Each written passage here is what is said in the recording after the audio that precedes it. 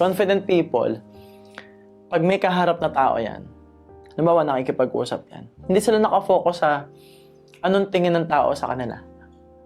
Ano kaya iniisip ng ibang tao sa kanila? Or paano yung bill next month? Paano yung bukas? Hindi. Nakafocus sila sa ngayon.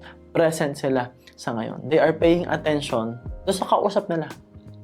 Confident people, halimbawa may kausap, being present in this moment means that you are with the person. So pag nag-uusap kayo, instead of thinking about the best possible answer, paano ka magiging tama, paano ka na naman magmumukhang magaling, because that's ego.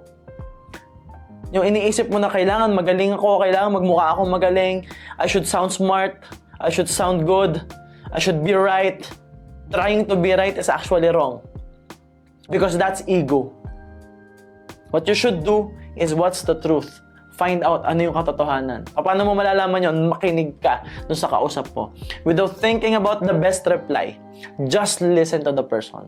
And then respond, communicate, have a conversation, have a meaningful conversation. Because meaningful conversations, nanggagaling yan sa conversation na totoo. Sa conversation na inaalaw mo lang yung mga nangyayari.